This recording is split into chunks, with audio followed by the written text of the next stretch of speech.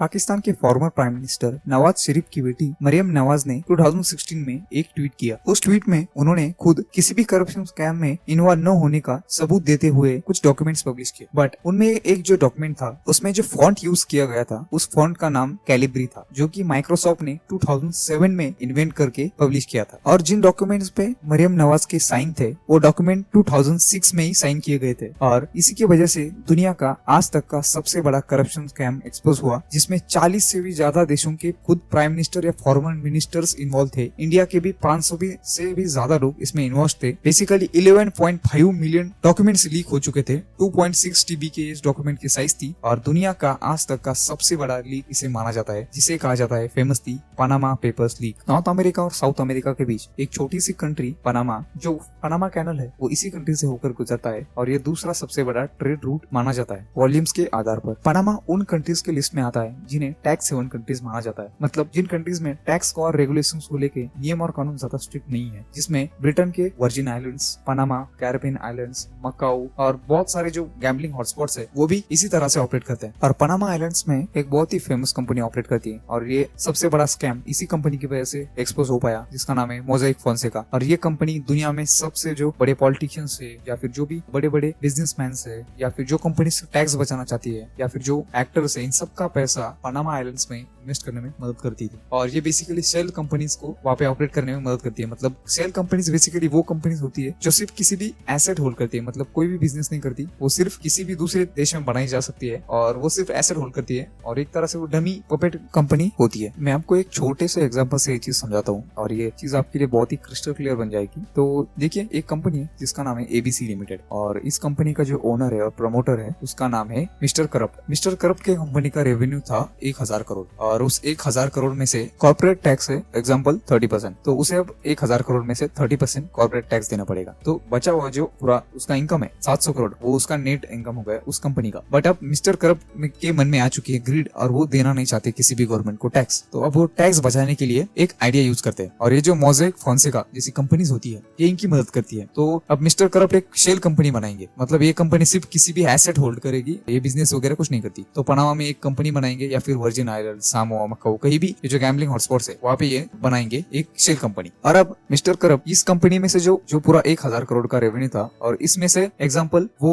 900 करोड़ रुपए उस कंपनी में इन्वेस्ट कर देंगे शेल कंपनी में। और यहाँ जो बैलेंस शीट है इस कंपनी की, उस बैलेंस शीट में 900 करोड़ इस कंपनी का एक्सपेंस दिखा देंगे कि इस कंपनी को जो पूरे ऑपरेशंस थे उसमें 900 करोड़ एक्सपेंस हुआ। अब बचे कितने? 100 करोड़। अब 100 करोड़ में से 30% कॉर्पोरेट टैक्स देना पड़ेगा, मतलब सिर्फ 30 करोड़ रुपए देना पड़ेगा। मतलब जो टैक्स कंपनी को गवर्नमेंट को देना चाहिए था 300 करोड़, वो सिर्फ 30 करोड़ देना पड़ा। तो आप इसी से समझ सकते हो किस तरह से दुनिया की बहुत बड़ी बड़ी गवर्नमेंट्स, ना कि गवर्नमेंट्स, पॉलिटिशियंस, एक्टर्स, बिजनेसमैन, बहुत बड़े बड़े नाम इसमें शामिल थे। ऑलमोस्ट 40 कंट्री से बहुत सारे पॉलिटिशियंस इसमें इन्वॉल्व थे। और देखो, हिस्ट्री में भी बहुत बड़ी बड़ी लीक्स हो चुकी है। अगर हम देखें HSBC फाइल्स लीक 2015 में 3.3 GB, लग्जमबर्ग टैक्स फाइल्स इसमें 2050 में लीक हो चुकी थी 4.4 GB, ऑफशोर सीक्रेट्स 2013 में 260 GB, पनामा पेपर्स 2016 में 2.6 TB, ये सबसे बड़ा लीक था। ऑलमोस्ट 11.5 मिलियन डॉक्यूमेंट्स, पेपर्स इसमें लीक हो चुके थे, मतलब 1 करोड़ से भी ज्यादा डॉक्यूमेंट्स लीक हो चुके थे। और ये स्कैम कैसे एक्सपोज हुआ, इसकी स्टोरी काफी इंटरेस्टिंग है, वो भी हम जानेंगे। देखो, सब कुछ ठीक चल रहा था, पूरी दुनिया में बहुत सारे पॉलिटिशियंस थे, वो अपना पैसा यही पे इन्वेस्ट कर रहे थे। बहुत सारे जो कंपनीज थे वो अपना टैक्स बचाने के लिए यही पे इन्वेस्टमेंट कर रही थी। और देखो, पनामा ये इतना फेवरेट डेस्टिनेशन क्यों बन चुका था, मोज़ेक फोंसेका कंपनी थी वो भी इतनी फेवरेट क्यों बन चुकी थी, मतलब एक ही नहीं पूरी दुनिया से लोग यहाँ इन्वेस्टमेंट कर रहे थे, क्योंकि ट्रस्ट आ चुका था। क्योंकि पिछले ऑलमोस्ट 30-40 साल से बहुत ही अच्छे से हर कोई जो गवर्नमेंट के पॉलिटिशियंस थे या फिर जो भी बड़ी बड़ी कंपनीज थी, वो उनका काम बहुत ही अच्छे से चल रहा था। वो अपनी शेल कंपनीज बना के इन्वेस्टमेंट कर रही थी। तो किसी को भी एक्सपेक्टेड नहीं था कि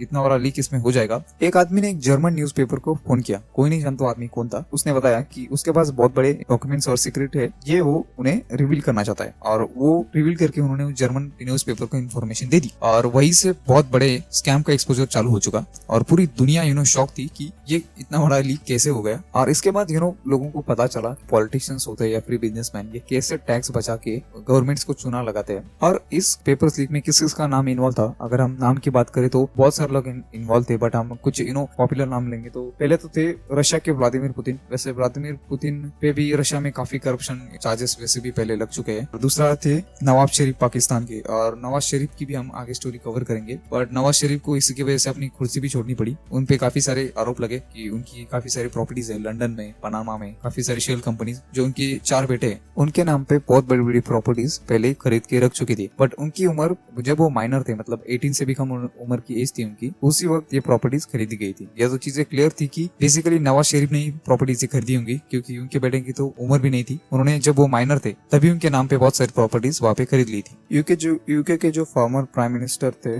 डेविड कैमरून, उनके फादर का भी इसमें नाम था। फिर इराक की जो प्रेसिडेंट थे अय्याद अलाजी, उनका भी नाम था। यूक्रेन के पीटर पोरोशेंको, उनका भी नाम था। और उस वक्त जो लीडर्स थे कुछ बहुत सारी कंट्रीज के, जैसे Argentina, Iceland, Saudi Arabia, Ukraine, UAE, इन सारे कंपनी के गवर्नमेंट ऑफिशियल्स के भी नाम इसमें इन्वॉल्व थे, ऐसे इनिशियल रिपोर्ट्स बताती है। और चाइना के जो शी जिनपिंग है उनके ब्रदर इन लॉ का भी इसमें नाम आया था। वैसे मुझे नहीं लगता कोई जरूरत थी चाइना के शी जिनपिंग को कोई इन्वेस्ट करने की, क्योंकि पूरी सारे चाइना में इन्वेस्टमेंट उनकी तो है। और वैसे भी कम्युनिस्ट चाइना में उनके खिलाफ कोई केसेस होते हैं, ये भी इसके चांसेस भी ना के बराबर है। मलेशिया के जो प्राइम मिनिस्टर है उनके बेटे का नाजिब रजाक, उसका भी नाम आया था। पाकिस्तान के जो नवाज शरीफ है उनके जो बच्चों का है उनका भी नाम आया था। जैकी चैन का भी इसमें नाम आया था। और अगर हम इंडिया की बात करें, इंडिया में किस किस का नाम इसमें आए थे, तो पहले कुछ एक्टर्स की अगर हम बात करें तो ऐश्वर्या राय बच्चन, अमिताभ बच्चन, अजय देवगन, इन सब का भी नाम इसमें इन्वॉल्व था। और अगर हम कुछ इंडिया के इंडस्ट्रियलिस्ट के नाम की अगर बात करें तो इसमें बड़े बड़े नाम थे, जैसे कि डीएलएफ ग्रुप था, उसके प्रमोटर्स कुशाल पाल सिंह का भी इसमें नाम था।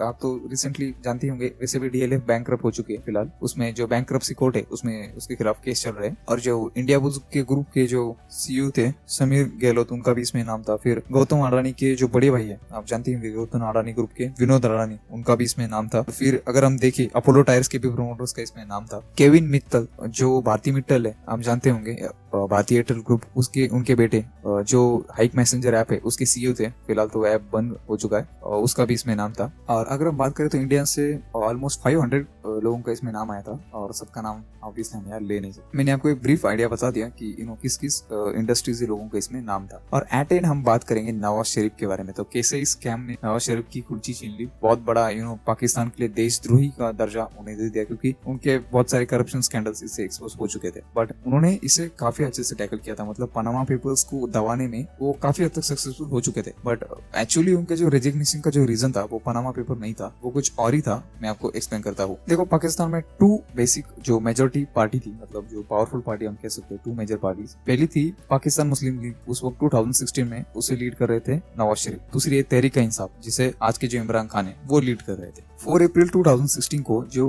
नवाज शरीफ के 3 बेटे थे उनके नाम पे लंदन में काफी पॉश एरियाज पे कुछ बहुत बड़ी प्रॉपर्टीज खरीदी गई। 6 अप्रैल को जो इमरान खान की पार्टी है उन्होंने अटैक किया नवाज शरीफ की पार्टी को और इस इन्वेस्टिगेशन की मांग की। 26 अप्रैल 2016 को फिर अपोजिशन की डिमांड पे जुडिशियल गवर्नमेंट ने, जो जुडिशियल कमीशन है, उन्होंने एक कमेटी स्थापन की जिसका नाम JIT था। और बेसिकली उस कमेटी को भी ज्यादा कुछ एविडेंस मिला नहीं, बट उनपे जो कमेटी थी उन्हें एक चीज बहुत लीड मिल चुकी थी, और उसकी वजह से नवाज शरीफ को अपनी कुर्सी छोड़नी पड़ी। नवाज शरीफ का जो बेटा है उन्होंने एक शेल कंपनी खोल रखी थी UAE में, दुबई में, और 2014 तक उन्हें उस कंपनी से सैलरी आती थी नवाज शरीफ। और फिर बाद में वो जो प्राइम मिनिस्टर बने उस वक्त ये सैलरी आती थी। बट इनके जो स्टेटमेंट होता है, मतलब उन्होंने उसमें कभी रिवील नहीं किया था कि उन्हें इस कंपनी से सैलरी आती है। और इस छोटे से रीजन की वजह से सुप्रीम कोर्ट जो है पाकिस्तान का, उन्होंने कह दिया जो नवाज शरीफ है वो कोई भी गवर्नमेंट ऑफिस होल्ड नहीं कर सकते। मतलब कोई भी, कौन सा भी जो फाइनेंस कमीशन हो या फिर कोई भी डिफेंस का ऑफिस हो, कोई भी गवर्नमेंट ऑफिस अब नवाज शरीफ होल्ड नहीं कर सकते। और इसी की वजह से नवाज शरीफ को स्टेप डाउन करना पड़ा अपने प्राइम मिनिस्टर पोस्ट से। अगर हम कंक्लूजन की बात करें तो जैसे ये पेपर्स लीक हो चुके थे, तो इंडिया में भी 2016 में नरेंद्र मोदी गवर्नमेंट ने एक कमीशन स्थापित